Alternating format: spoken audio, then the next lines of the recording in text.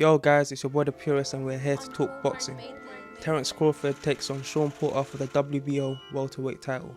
Terence Crawford was the undisputed 140-pound champ, lineal lightweight champion. He's won a belt at welterweight. He actually has, I think, 11 KOs in his last 13 fights. He's a serious fighter. And now some people question those 11 KOs, the likes of what people would call a washed up Kell Brook.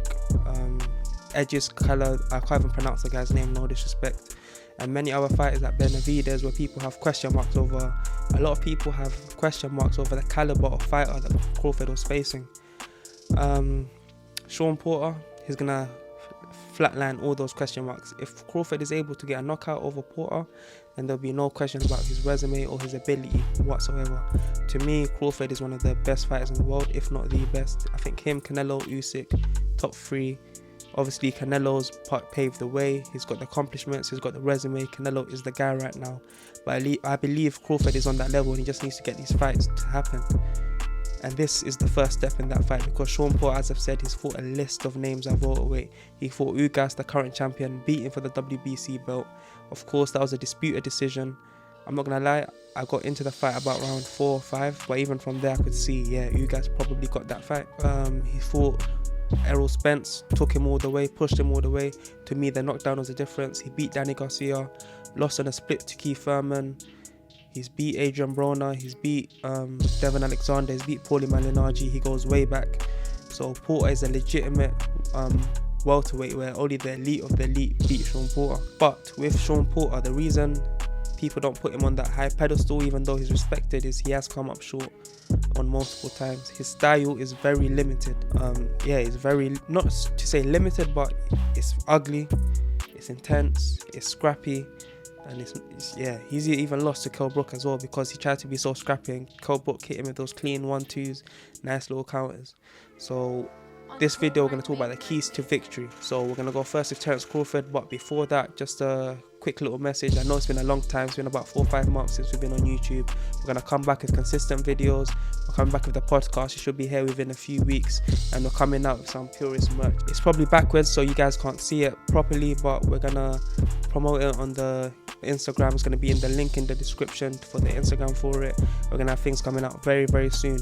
In the comments, if you want to be one of the first to have an order, we're going to do like a mini pre-launch for our hardcore fans. A little thank you to all you guys who have supported me from day one, from the beginning. We're going to have a little pre-launch. It's going to be at a discount price for select few members.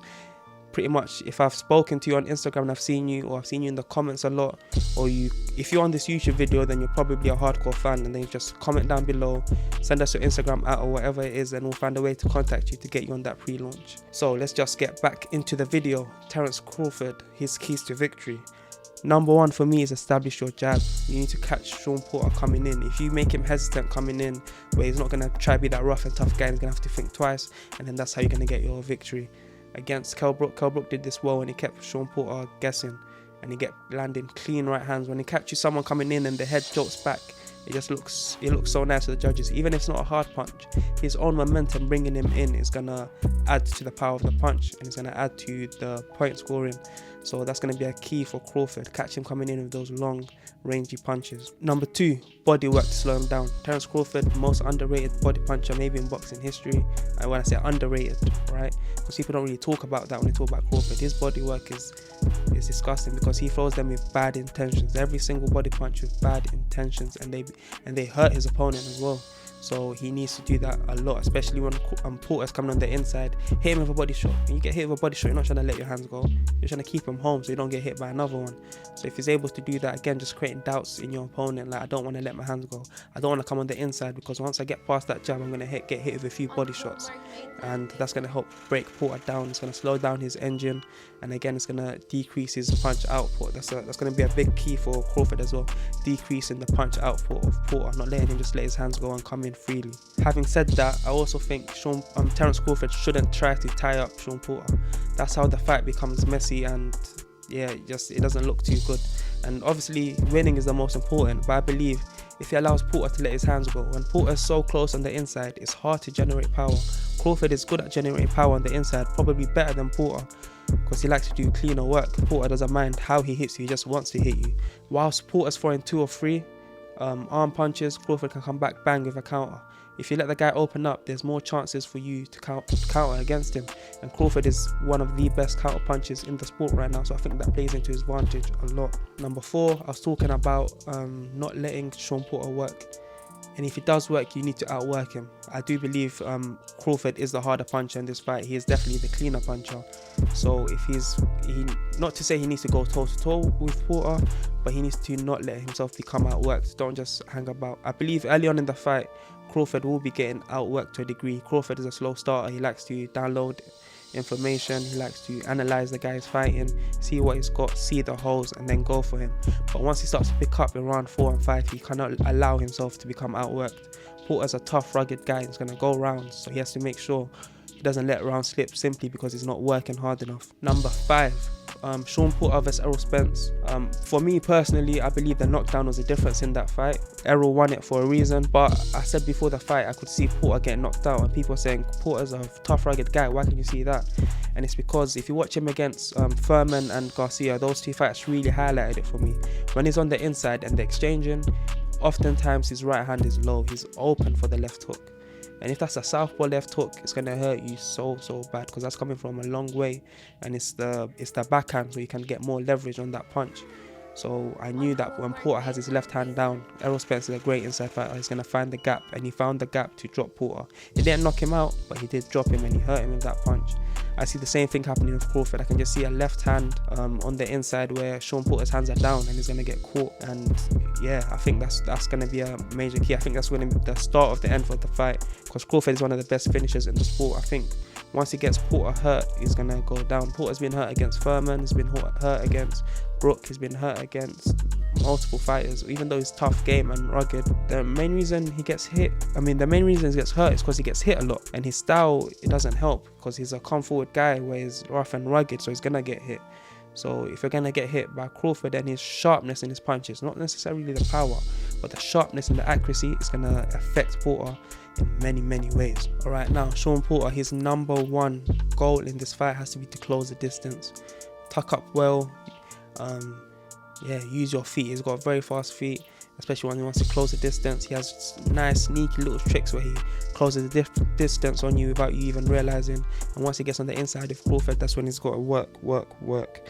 He needs to make it scrappy. If I talk about clean boxing, there's only one winner here. Don't get me wrong, I respect Porter's amateur pedigree. We're going to talk about that a bit later, but he needs to make this fight scrappy for the most part.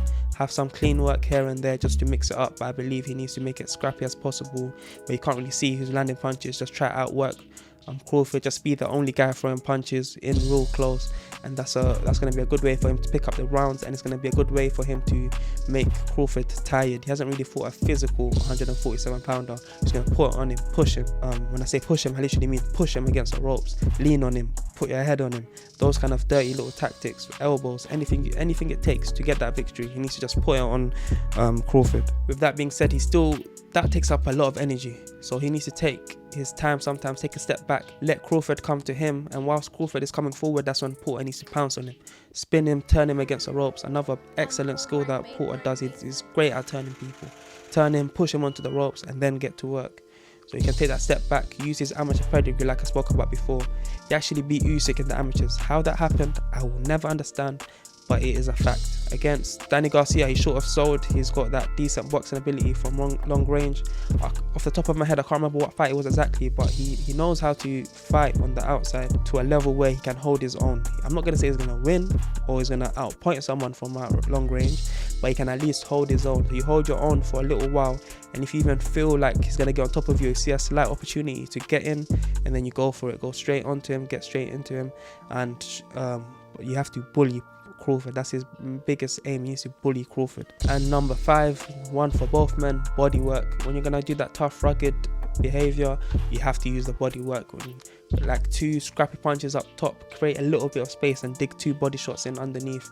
He needs to work on things like that to really break down Crawford, slow him down, whilst you're landing those punches early, because we know Crawford does get touched early. You have to make it count, and the best way to make it count is by going to the body, because those body punches in round 1 and 2, you feel them in round 10 and 11. It will slow you down, it will have an effect on you, and it's going to help you win the fight. Whether or not they'll stop Crawford, they'll definitely slow him down at least a touch, and once someone slows down, and that's when it becomes a nitty-gritty, that becomes a dog fight. Both of these men are dogs. Crawford is, Porter is, and they're gonna clash, and I think it's gonna be a great fight. Personally, I'm picking Terence Crawford by mid to late stoppage. I do believe he's gonna do the things that I've said. I think he's gonna do even more. He's gonna have his own game plan, as well as making adjustments in the ring, and he'll see adjustments that someone like me could never see. Exploit those holes, which is what I believe, because I do rate Crawford that highly, and especially someone with the style of Porter, who has a lot of holes in his style naturally. Don't get me wrong, I'm not saying he's just a flawed fighter, but with that kind of style, you're asking to get hit, and Porter really doesn't mind.